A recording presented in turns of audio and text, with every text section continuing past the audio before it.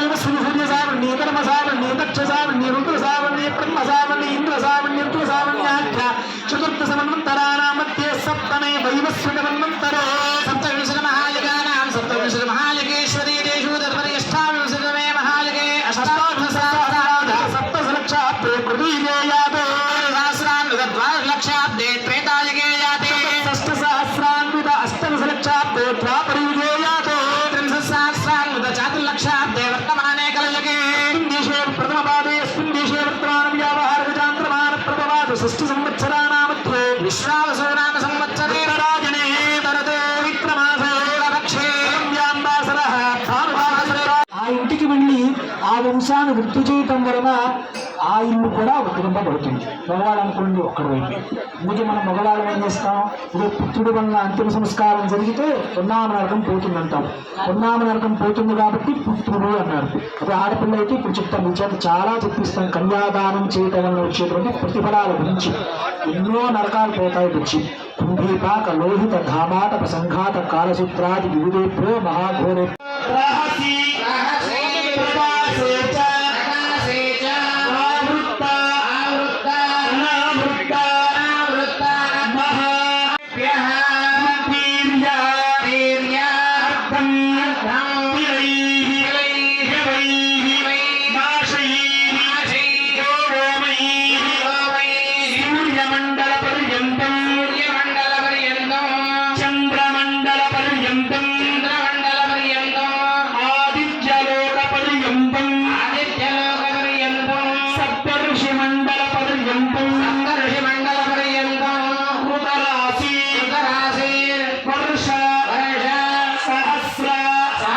వస్తాయి.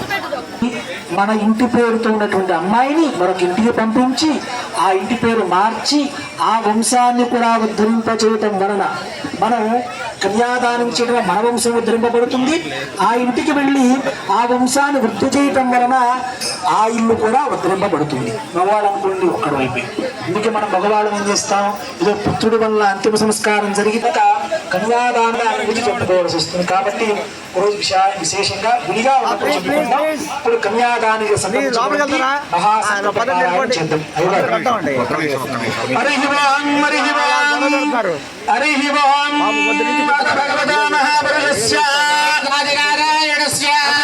పరిమిత సత్య భుజమానస్య మహాజల కురుక్షేత్ర సౌభూమచ్చరేకాయ పూర్వదిగ్ధేశే సత్యవృక్షేత్రే సకలజగత్కృష్ణోపరార్థాత్మయ జీవనోగాసు తృతీయ ముహూర్తే ప్రథమ ప్రాణాయామకాలే పురుహూతనామ సావన్యత్వ సావన్యాఖ్య చతుర్థ సమన్వంతరాణాం మధ్యే సప్తమే వైవస్వత మన్వంతరో సప్తవింశత మహాయగానాం సప్తవింశత మహాయగేశ్వరీ దేశో తత్పరిష్టావింశతమే మహాయగే అష్టాదశసహస్రాబ్ద सप्तलक्षाब्दे कृतयुगे याते सहस्रान्वितद्वादशलक्षाब्दे त्रेतायुगे याते षष्ठसहस्रान्वित अष्टदशलक्षाब्दे द्वापरयुगे याते त्रिंशत्सहस्रान्वित चतुर्लक्षाब्दे वर्तमाने कलयुगे देशे प्रथमपादे अस्मिन् देशे वर्तमान व्यावहारिकजान्तरमान प्रभवाद षष्ठ संवत्सराणामध्ये विश्वावसुनाम संवत्सरे राजने दरते मित्रमासे लक्षे व्यांबासरः भानुभावसरे ఆయన విజయవాడకి రెండోసారి మేయర్ అండి.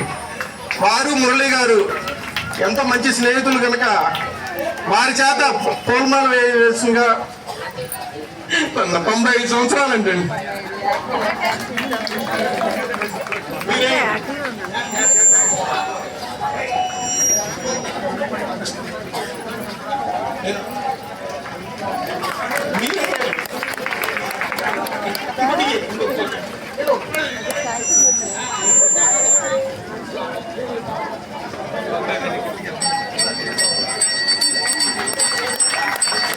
చాలా సంతోషం అండి.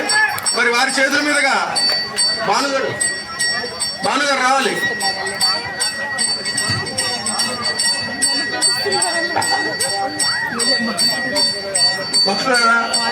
నాకు చాలా నిరాశగా ఉంది.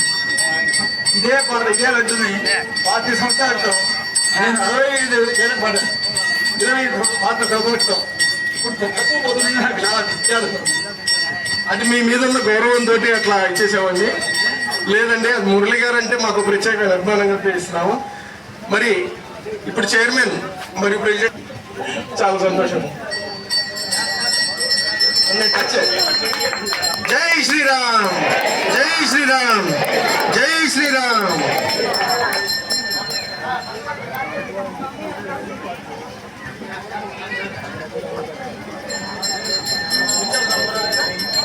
భద్రాద్రిగా కొనియాడుతున్నటువంటి బీసెంట్ రోడ్ రామాలయం విజయవాడలో ఈ రోజు అంగరంగ వైభవంగా 70వ సీతారామ కళ్యాణ మహోత్సవం జరుగుతుంది. మరి ప్రతి సంవత్సరంలానే ఈ సంవత్సరం కూడా అశేష జనాలు చాలా మంది వచ్చారు.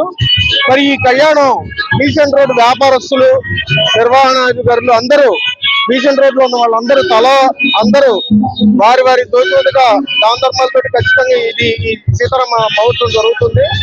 వారి ఆర్థిక సహాయాలు అన్ని 70 సంవత్సరాల నుంచి ఇస్తున్నందువల్ల ఇవాళ ఇంత వైభవంగా జరుపుకుంటున్నాం. మరి రెండో భద్రాద్రిగా కొనియాడుతున్నటువంటి ఈ సీతారామ కళ్యాణ మహోత్సవానికి ముఖ్యంగా ప్రతి సంవత్సరాలను ఈ సంవత్సరం కూడా సుమారుగా 100 కిలోలు స్వామివారికి ముత్యాల తలంబరాలు, మంచి ముత్యాలతోటి తలంబరాలు పోయడం జరుగుతుంది. అది ఎప్పటి నుంచో వస్తున్న మా ఆచారం లాగా సాంప్రదాయం లాగా జరుగుతుంది. భక్తులకు ఎటువంటి ఇబ్బంది కలగకుండా మండపాలు కానీ తర్వాత పానకం, వడపప్పు ఎన్ని తర్వాత ప్రసాదం ఇవ్వడం జరుగుతుంది. ప్రతిరోజు సుమారుగా 1000 నుంచి 1200 మందికి అన్నదాన కార్యక్రమం బీసెంట్ రోడ్ లో చేస్తాము 9 రోజులు. మరి 9వ రోజు పవళంప సేవ చేయడం జరుగుతుంది. పవళం సేవలో అద్భుతంగా అమ్మవారికి స్వామివారిని వెండి పల్లకీల్లో కానీ వెండి మా దీంట్లో స్వామివారిని ఊరేగించి మంచిగా చేయడం జరుగుతుంది. సో భక్తులందరూ ఆ బీసెంట్ రోడ్డు సీతారామ కళ్యాణ మహోత్సవం జరుగుతున్న ప్రతి కార్యక్రమానికి విచ్చేసి పాల్గొని స్వామివారి కృపకు పాత్ర కావాల్సిందిగా కోరుకుంటున్నాం. జై